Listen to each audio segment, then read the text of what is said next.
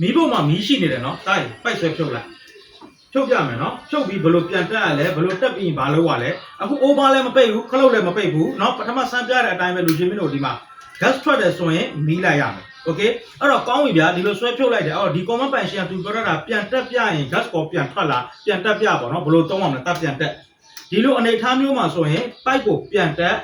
ပြီးတော့ဘာမှမလုပ်နဲ့ခလုတ်တွေကပထမပွင့်ရကြီးဟုတ်တယ်နော်ပွင့်ရကြီးတွေဖြစ်နေတဲ့အတွက်ကြောင့်မို့လို့ခလုတ်တွေကိုအရင်ပိတ်လိုက်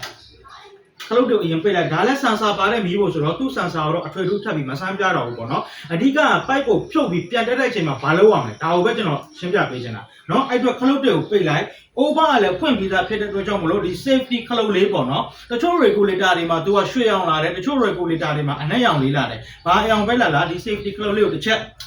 ဒီလိုပြန်နှိပ်လိုက်တစ်ချက်ပဲနှိပ်နော်မိမိရခဏလေးစောင့်ပြီးအခုဆို gas လိုက်ပြီဒီမှာပြန်ဖွင့်လိုက်သုံးလို့ရတယ်ဒီမှာ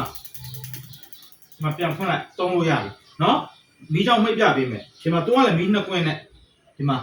ဟုတ်ပြီဗျာသူရဲ့ sensor အလုံးလုံးပုံမှာကျွန်တော်ပြမယ်နော်ဒီမှာခလုတ်ပိတ်တယ်မကြဘူးပိတ်လိုက်ပြီခလုတ်ဒါပေမဲ့မီးငိမ့်သွားပြီခလုတ်ကမကြဘူး over လည်းမပိတ်ထားဘူးဘာမှမပိတ်ထားဘူးပေါ့နော်အဲ့ဒီချိန်မှာတော့သူကစက္ကန့်60အတွင်းထဲမှာ gas ကိုတကယ်ဖြတ်ချပေးလားနော်ဒါလည်းကျွန်တော်လက်တွေ့ပြန်ပြီးတော့စမ်းပြမယ်ဒီမှာလူကြီးမင်းတို့လက်တွေ့ညံ့ညံ့မယ်နော်ခလုတ်ကိုအခုမှပိတ်မှာပါအဲ့တော့ပိုက်ပေါက်သွားတာဖြစ်ဘာဖြစ်ပေါ့နော်ရုပ်တရက်သုံးနေရင်လည်းပိုက်ကအနောက်ကနေပြုတ်ထွက်သွားတယ်ဆိုရင်လည်း AutoCAD regulator ခေါင်းတွေတုံးထားတယ်ဆို over ကိုပြန်ပိတ်စရာမလိုဘူး